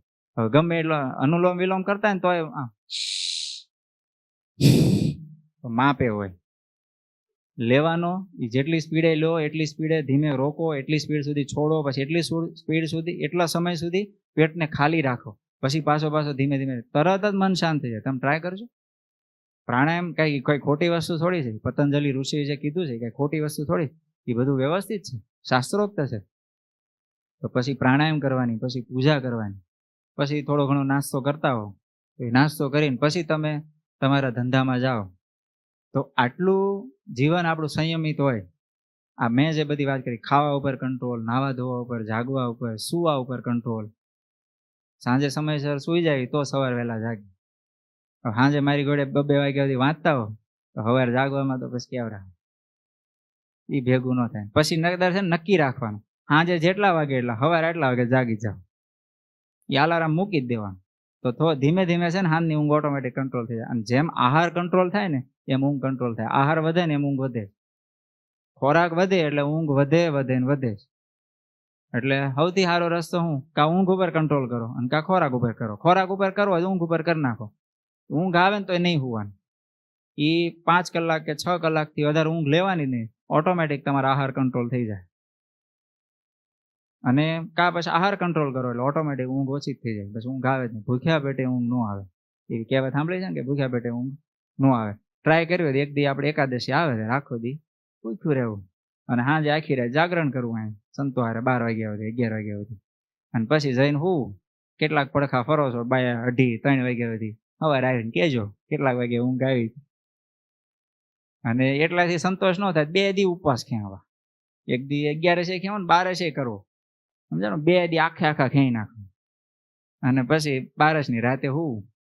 અને એટલાથી સંતોષ ન થાય 3 ભેગા કરવા. નો એમ દશમ ની એકાદશીની આખી રાત તમારે બેઠું જાગરણ થાય. તમને લખી દો, ઊંઘ ન આવે અને ભૂખે ન લાગે હો દાદા. 3 દિવસના ઉપવાસ હોય બીજા દિવસ ભૂખ લાગે, બીજા દિવસ બપોર પછી તમને ખબર જ ન પડે ભૂખ છે કે નહીં. અને ભૂખ સમય થાય એટલે એનું સમય પ્રમાણે આપણે મનમાં સેટ હોય ને સાયકલ, એટલે વિચાર આવે તો તમે સહેજ પાણી પીવો ને, અડધો ગ્લાસ જ પાણી ખાલી, ભૂખ મટી જાય, મરી જ જાય ભૂખ. અને ત્રીજા દિવસ તમને સંકલ્પ ન થાય ખાવું છે. અને 3 દિવસમાં 6 થી 7 કિલો સુધી વજન ઉતરી જાય, ગેરંટેડ.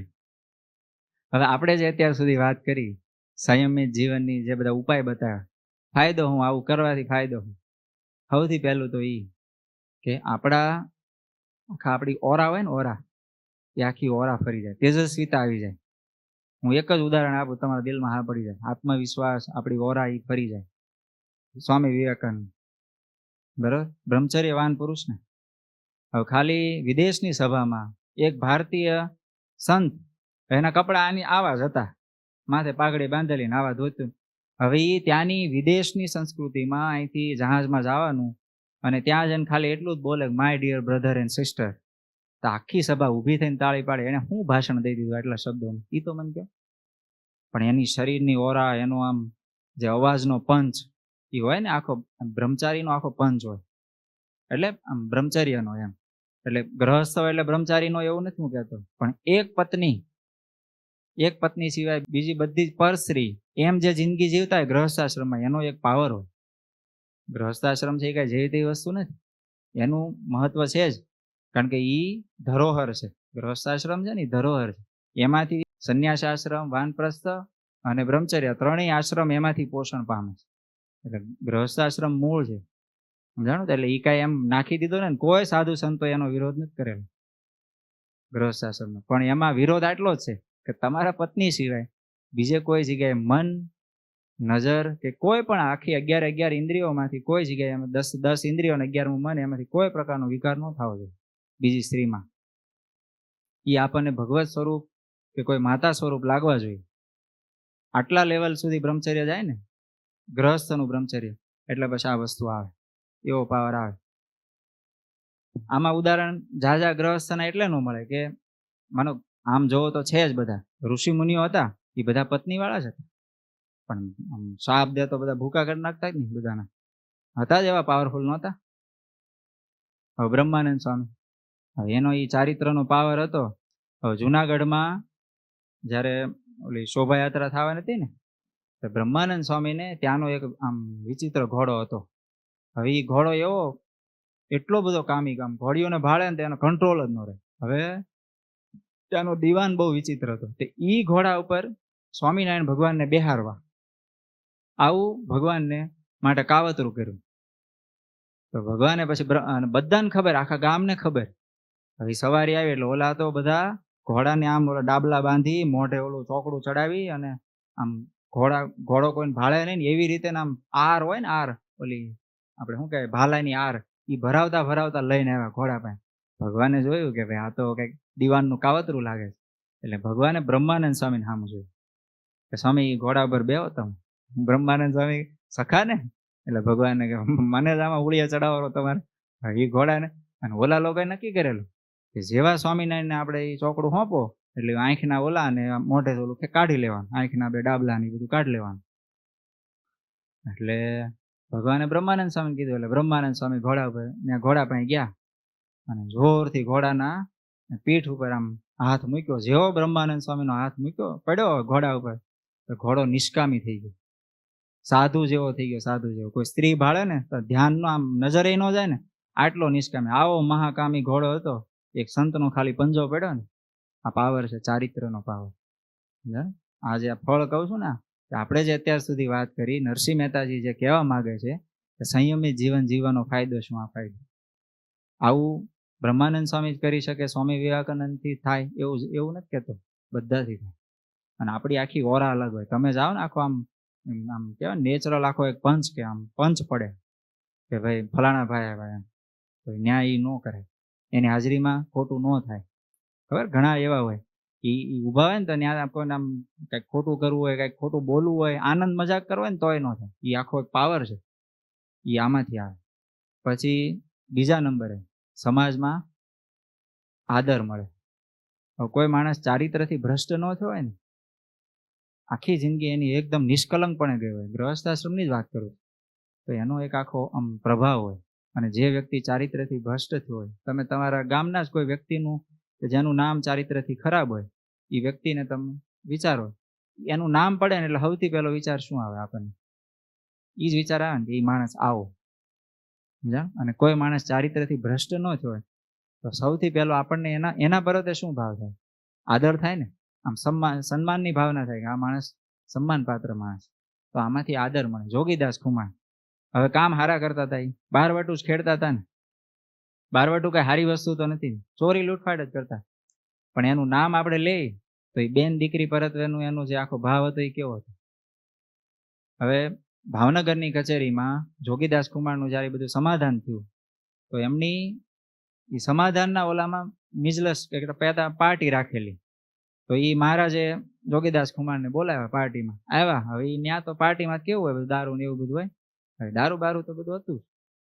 હવે જેવી ઓલી નાચનારી આવી નર્તકીઓ, એટલે જોગીદાસ કુમાર નીચું હોય ને આંખમાંથી પાણી જાય.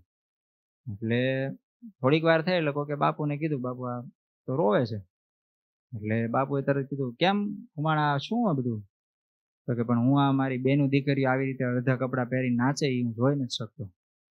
તો કે પણ એ તો બધી એવી નીચેલી આમ ઉલટા સ્ત્રી છે, નીચની સ્ત્રી છે, એવી નીચ, એના કામ જ બધા એવા છે, એમાં કઈ ઈ કોઈ પતિવ્રતા સ્ત્રી થોડી છે એમ. તો કે પણ એ તો મારી તો મા બેન જ છે ને. કે આ જોગીદાસ કુમારની દ્રષ્ટિ. હવે ચારિત્ર્યની દ્રષ્ટિ આમ બીજું તમે જોવા જાઓ તો બીજો તો શું, હવે ચોરી લૂંટફાટનું કામ કરતા હતા, પણ આ જે હતું તો જોગીદાસ કુમારનું નામ આવે તો આપણી છાતી ગજગજ ફૂલે ને. હવે ખરેખર ફૂલાવે છે એ વસ્તુ, ચોરી કરનારો માણસ છે તો પછી કેમ આવું થાય? પણ એ આ વસ્તુ જ એવી, સમજાણું? એની માટે એ સીધું આમ આપણું મસ્તક હોય ને ઊંચું જ થઈ જાય. એટલે સમાજમાં આબરૂ કોઈ આપણી છીન ન કરી શકે. ત્રીજા નંબરે અને બહુ અગત્યનો, બહુ સારો અને વ્યવહારમાં પણ એટલો કામનો પોઈન્ટ, એકાગ્રતા. આપણા ચારિત્રથી ભ્રષ્ટ ન થાય છતાં આમ વ્યવસ્થિત જિંદગી જીવતા હોય, કોઈ પ્રકારનું મનમાં પણ કોઈ પરસ્ત્રી વિશે વિકાર ન થતા હોય, તો આપણી એકાગ્રતા એટલી બધી થાય, એટલી પાવરફુલ થાય. સ્વામી વિવેકાનંદ એક દિવસ વિદેશ હતા, ત્યાં કંઈક વાંચતા હતા.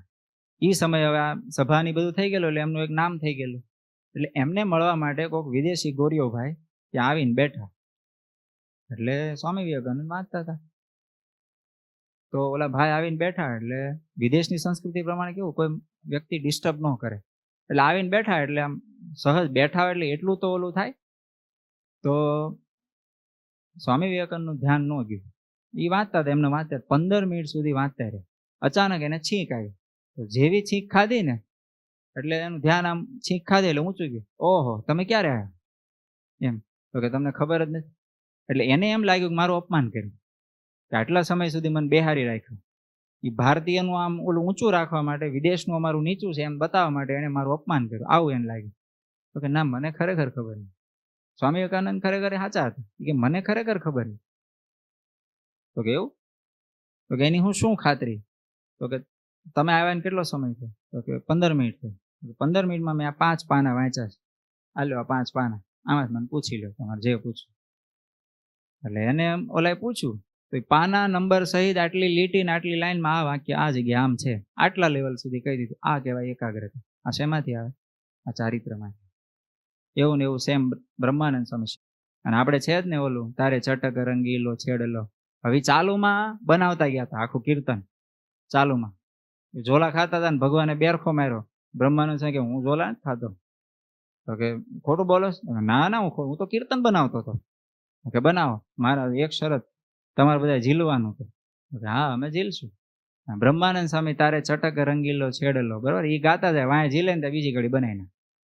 આવા પ્રકાંડ પંડિત કહેવાય. આમ જો પિંગળ શાસ્ત્રી, એ શેમાંથી છે? આમાંથી.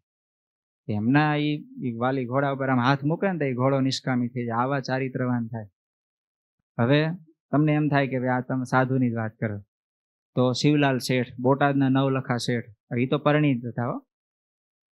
એ ધ્યાન કરવા બેઠા હતા ને તો એકવાર ધ્યાનમાં બેઠેલા અને ઓલું ઘીના કુડલા હોય ને, એ વખતે તો ઘી એમાં રાખતા. હવે એ કુડલામાં ઘી ભરેલું, એમાં બિલાડી આવીને એ કંઈક કુડલું ભટકાણું છે, એટલે બિલાડી ભટકાણે એમાં એ ઢોળાણું. પણ શિવલાલ શેઠ તો એ ધ્યાનમાં એમને બેઠેલા. હવે એ ધ્યાનમાંથી એનું ધ્યાન પૂરું થયું ત્યારે જાગ્યા. એટલે એના બાપા એ બધા આવ્યા, ભગા દોશી ને બધા કીધું, એટલે શિવા તું આ બેઠો તો બિલાડી આવી, ધ્યાન ન રાખ્યું ત્યાં? પણ મને ખબર જ નથી કે બિલાડી ક્યારે આવી. ખરેખર ખબર નથી? આવડું મોટું કુડલું પડું ઘી ઢોળાણું ત્યારે ખબર જ નથી? ના, મને ખરેખર ખબર નહીં. હવે એનું ધ્યાન જ નહીં. આટલા એકાગ્ર થઈ જાય એ વ્યક્તિ, ગ્રહસ્થ જ છે. હા, પણ તો એ ધ્યાનમાં ન હોય. શું કામ? કે આવી રીતે ગ્રહસ્થ હોવા છતાંય જિંદગી આવી જીવતા, એકદમ ચારિત્રવાન, આમ સહેજે ભ્રષ્ટ ન થાય. કહેતા એકાગ્રતામાં ઉમેરો થાય. અને ચોથું ને છેલ્લું ને બહુ અગત્યનું, કે મન છે ને શાંત થઈ જાય. ખોટા વિચારો ન આવે, ખોટી કોઈ જગ્યાએ વૃત્તિ ફંટાય નહીં. એટલે માનો કે આપણે જે કામ કરવા ગયા હોય, માનો કે તમે ઓફિસમાં હો, તો ઓફિસમાં તમારે જે કામ કરવાનું હોય, માનો હીરા ગણતા હો કે સાઇન મારતા હો કે જે કરતા હોય તમે, પણ ટૂંકમાં ધ્યાન તમારું એમાં રહે તો કામનું પ્રોડક્શન વધે. રોજના આપણે 100 હીરા કરતા હોય, 100 થાય. મન શાંત છે, એકદમ સ્થિર છે, તો કામ વધારે થવાનું કે નહીં થવાનું? આપણે વાંચતા હોય, બરોબર, માનો કાંઈ પુસ્તક વાંચતા હોય અને બાજુમાં કોઈક વાત કરાવતા હોય, હવે વાતું એ વળગો તો અડધું ધ્યાન ક્યાં જાય? વાતુમાં જાય કે નહીં? તો અડધું ધ્યાન આય રહે ને અડધું આય રહે, અડધું યાદે ન હોય. એવું થાય ને? પણ એક ધારું ધ્યાન રાખીને વાંચતા હોય તો મન એકદમ શાંત હોય, સવારનો પોર હોય, તો કેવું થાય? ઘણી વાર કેવું કહેતા, આ ગામડાની રીતિ, વહેલા સવારે વયા શું કામ જાય ખેતરે? કે તડકો થાય ને એ પહેલા સવારમાં છે ને બધા સ્નાયુઓ હજી આમ એટલા બધા ઓલા ન થયા હોય, કામ કરીને થાક્યા ન હોય. સવારના પોરમાં મન શાંત હોય, શરીર એકદમ ફ્રેશ હોય, જાગીને આવ્યો એટલે. તો સવારમાં પોરમાં કામ ઝાઝું થઈ જાય. એટલે સવારમાં તડકો થાય ને પહેલા ઝાઝું કામ કાઢી લેતા. એટલે સવારમાં છે ને ઉતાવળે રખાવતા કામ કરતા, એટલે ઉતાવળ રાખો છોકરાઓ, નીંદો જલ્દી, એમ કે. તડકો થાય પછી નહીં મજા આવે કે, એમ કહીને કામ કરાવતા. શું કામ? સવારમાં મને શાંત હોય અને કામે એટલું ઉકલે અને ક્વોલિટી એવી આવે. કારણ કે મન શાંત હોય, એકાગ્ર હોય એટલે. અને એ જ વસ્તુ બધે ધંધામાં કામ લાગે, બધે જ કામ લાગે. સૌથી વધારે કામ ન્યા લાગે ઘરમાં ડખા ઓછા. સમજાણો? અત્યારનું વાતાવરણ શંકા કુશંકા વાળું વધારે, અને શંકા કુશંકાનું કારણ થવાનું કારણ અમુક હોય, ન હોય એવું નથી કહેતો. અમુકના સ્વભાવ જ એવા હોય, એ શંકા કુશંકા જ કરતા, એને છોડો. પણ અમુક, હવે આપણે મોબાઈલમાં ન જોવાનું જોતા હોય, હવે એ ઘરના માણસ જોઈ જાય તો શંકા થાય કે નહીં? પછી માનો તમે લગ્નમાં કંઈક બહાર ગયા અને ન્યા દ્રષ્ટિ આપણી ફાટેલી હોય. હવે બહાર તો બધું એવું જ હોવાનું. અત્યારે કળિયુગ છે, કે અત્યારે સતયુગ નથી હાલતો કે બધા એ રીતે જીવતા હોય. હવે આપણે આપણી દ્રષ્ટિ કવર કરવાની. ભગવાને શટર 2 આપ્યા જ છે. એને જેટલા ખોલો હોય ને જેટલા ડિગ્રી એટલું જ દેખાય. આમ નીચા રાખો તો એટલું જ દેખાય, પછી આગળનું ન દેખાય, કોણ બેઠા છે એ ન ખબર પડે. એ છે જ, એ રાખી શકાય. એટલે ભગવાને આપ્યા જ છે ને આ શટર, તો એને પાડી દેવાના જ્યાં ન જરૂર હોય નહીં. તો ઘરના માણસને શંકા ન થાય, તો ઘરમાં ડખા ન થાય. છે ને, સહજ વસ્તુ છે ને ભાઈ, નુકસાન તો નથી. બીજો ફાયદો એ છે કે છોકરાઓમાં કુસંસ્કાર ન હોય. હવે આપણે જ આવા હોય, વિચિત્ર રીતે જિંદગી જીવતા હોય, તો છોકરા એ જોવે અને એમાં વગર કીધા સંસ્કાર એ જ આવે. ઘણી વાર એવું હોય, અમુક આપણા હાથમાં ન હોય. જો અમુક વસ્તુ પ્રારબ્ધ હોય ને આપણા હાથમાં નથી. બધા જ પ્રકારના સંસ્કાર આપણા હાથમાં ન હોય. અમુક પ્રકારના સંસ્કાર, હવે એ છોકરું ગયા જન્મમાં કંઈક વિચિત્ર જ હોય અને હવે આપણો ઓલું બદલો લેવા જ આવ્યું હોય, આપણા શું કે પ્રારબ્ધનું આપણું કહેવાય ને, કર્મ સંબંધે આવ્યા હોય, તો પછી એ રહેવાનું. એમાં કાંઈ આપણે ફેરફાર. ઘણી વાર કહેવાય, માનો પતિ પત્ની એકદમ આમ વ્યવસ્થિત જિંદગી જવાનું, છોકરું વાળું આમ ઉઠતા પાડે એવું થયું હોય, તો ભાઈ એ એના હાથમાં નથી. પણ હવે એ હોય જ એવું, એ કંઈક ગયા જન્મનું હોય, પૂર્વનું બધું લેણું બેણું કાઢવા આવ્યું હોય. ઘણી વાર છોકરો સારો હોય, પતિ પત્ની વાંગડ હોય. તમે એવું ન માનતા, ન હોય એવું, એ હોય જ. પણ છોકરો સારો હોય, ભગવાનનો ભગત હોય, પરમ ભગત હોય, હવે એ ગયા જન્મનો કંઈક મુક્ત હોય. હવે એને બાપ આરે લેણા હોય, હવે એ ચૂકવતો હોય બિચારો, કે આવા બાપના પનારે પડ્યા છે, એ જાય નહીં ત્યાં સુધી એને ચૂકવવાની. આ હોય છે. કર્મની વાત આગળ આવશે ને પછી હું તમને કહીશ. ખરેખર જે આમ આપણે છે ને આંચકો ખાઈ જાય, આપણને આમ જોવો ને તો બીક લાગે. ખરેખર કોઈ પણ પ્રકારનું ભૂંડું કર્મ, કોકના વિશે નેગેટિવ વિચારતા આપણને બીક લાગે ને, આટલો બધો ભયંકર કર્મની વાત છે. અને હવે છેલ્લી ને ધ્યાન રાખવા જેવી ને આપણે કામની વાત, કે ગમે એવું રૂપવાન શરીર હોય કોઈ પણ સ્ત્રીનું, કે કોઈ સ્ત્રી માટે કોઈ પુરુષનું, ગમે એવો રૂપવાન આમ મસલ બોડી વાળો માણસ હોય, અંતે છે હું એમાં હાડ માંસ સિવાય કંઈ છે. અને કદાચ માનો કે અંદર સારું હોય તો આપણે જાવી છીએ ને આવે શું. તમે ઈ તો વિચાર કરો.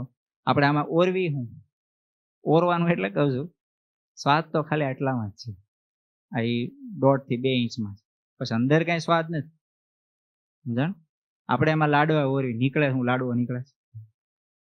હારામ હારું તમે ગમે એટલું હારામ હારું દુનિયાની આમ કહેવાય ને સ્વાદિષ્ટમાં સ્વાદિષ્ટ વાનગી અંદર નાખો, અંદર જઈને થાય શું?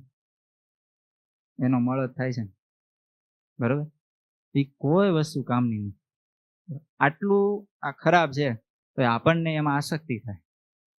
સહેજ ધોળી ચામડી જોઈએ ને તો આમ ખેંચાણ થઈ જાય. એટલે આ ભાઈ હું છે હાડ માંસની કોથળી છે અને એમાં ઉપરથી આવી ચામડી પહેરાઈ દીધી છે, કશું જ નથી. એ માંસના લોચામાં વૃત્તિ ખેંચાય.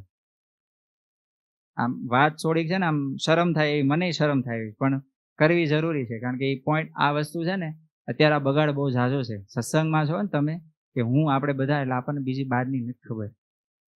પણ જ્યાં સત્સંગ નથી ને ત્યાં તો ગામડે આવું છે. એવું ન માનતા કે શહેર હારા છે એટલે શહેરમાં બધો બગાડ છે, ગામડા બધા એવા થઈ ગયા. હવે કાંઈ કોઈ જગ્યાએ બાકી નથી. એટલે આપણે જેટલા સાવધાન રહેશું ને એટલા આ બધી બાબતથી બચશું. અને ભગવાનને આ વસ્તુ ગમે. આપણે જેટલા પવિત્ર જિંદગી જીવી ને એ ભગવાનને બહુ ગમે છે. એટલે ભગવાનને ગમે છે ને એટલે આપણે આ જિંદગી જીવવાની છે. આપણે 2-3 સભાથી વાણી ઉપર વાત કરી. આ સભામાં આપણે ચારિત્ર કહેતા કાચ ચારિત્ર સંયમિત રાખવાના. આપણી જિંદગીમાં સંયમિત જિંદગી, ચારિત્રપૂર્ણ વ્યવસ્થિત જિંદગી જીવવા માટેની આ વાત કરી. હવે આગળ આપણે બીજું આમાં લાંબુ કશું હાંકવું નહીં. અને આમાં ઊંડું ઉતરો તો જેટલું ઉતરાય એટલું છે. બ્રહ્મચર્ય ઉપર તો ખૂટે નહીં એટલું છે. પણ એ આપણે કશું હવે આમાં હાંકવું નહીં. આપણે એટલું ધ્યાનમાં રાખવાનું કે આપણે મન, હવે આગળ મનનો ટોપિક આવશે. વાણી, મન અને આ ત્રીજું ચારિત્ર કહેતા કર્મ, એ આપણે ભગવાનને ગમે ને, સંતોને ગમે ને, આપણા પરિવારજનોને ગમે ને એવી જિંદગી આપણે જીવવાની. બસ એની માટે હું જે કાંઈ પણ કરું છું એ એની માટે કરું છું. તમે પણ જે સભામાં એટલા રાત્રે આવા વરસાદના ટાઈમમાં તે તમે આવો છો એ તમે એની માટે જ આવો છો. તો આપણે એ કરવાનું કે ભગવાનને આપણું જીવન જોઈને ભગવાનને એમ થાય કે વાહ બેટા વાહ, બાકી તું મારો દીકરો ખરો. અને ખરેખર આપણે એના દીકરા. આપણે સંતાન કોના છે? ભગવાનના સંતાન છે ને. કદાચ હું તમને કહું, મા બાપ પુત્ર પરિવાર છે ને એ આપણો સાથ કોઈક દિવસ છોડ દેશે કે નહીં છોડ દે? ત્યારે આવવાના જ કોઈ. પણ ભગવાન કોઈ દિવસ નહીં. ભગવાનથી આ દુનિયામાં કોઈ વસ્તુ છૂટી નથી. એ ભગવાન ચોરનાય તે ભગવાન બાપ જ છે, આપણાય બાપ છે. તો આપણને એમ થાય કે એને ચોરી શું કામ કરવા દે? એ ભગવાન કરવા દે છે. જેમ આપણને તે નો કરવાના ધંધા કરવા દે છે, નો કરવા હોય તોય આપણે નથી કરતા. ખોટું બોલીએ છીએ, નો કરવાનું કરી, હેતકનું ખાઈ લેવી છીએ ભાવ એવું હોય ત્યારે. ભગવાન ભગવાન અંદરથી કહે છે કે બેટા રહેવા દે, પણ તોય આમ લોક લાગી દેશે. નથી લગાડતા ને ભગવાન. હવે ગળામાં લોક જ, 2 ગોઠા પછી આગળ ત્રીજું ન જાવ, એમ લોક મારી દે એવું કરે ભગવાન. આપણે એને છોકરા છે આપણી સ્વાસ્થ્ય જાળવવા માટે એટલી સ્વતંત્રતા એ આપે છે. તો આપણે કમસે કમ એને તો ધ્યાનમાં રાખી ભગવાન. તો આપણે કમસે કમ ભગવાનને ધ્યાનમાં રાખી, સંતોને, પરિવારજનોને, આપણા મા બાપને ધ્યાનમાં રાખી, આપણી કુળ પરંપરાને ધ્યાનમાં રાખી, આપણે કોના સંતાન છીએ, કયા કુળમાં આવીએ છીએ, કોણ આપણું ગોત્ર છે, એ બધું ધ્યાનમાં રાખીને આપણે જિંદગી જીવી જોઈએ. આપણી ઉપર કલંક ન હોવું જોઈએ. સ્વામિનારાયણ ભગવાનના આશ્રિત આવા સંતોની ભેગા આમ ઓળખાણ આપણે સંતો હારે, સંતોના શરણે રહેવી, તો આમાં આપણામાં આ દૂષણ ન શોભે. તો એટલું આપણે બધા જાળવશું. હું પણ સાધુ છું એનો મતલબ એવો કાંઈ નથી હું આમાંથી બાકાત છું. તો આપણે ભગવાનના ચરણમાં એટલી પ્રાર્થના કરીએ કે હે ભગવાન, નરસિંહ મહેતાજી જે કહેવા માગે છે કે વાણી અને કાચ કહેતા ચારિત્ર, એની શુદ્ધિમાં અમે તમને ગમે એવું જીવન જીવીએ એવી તમારા ચરણો પ્રાર્થના. સહજાનંદ સ્વામી મહારાજની જય.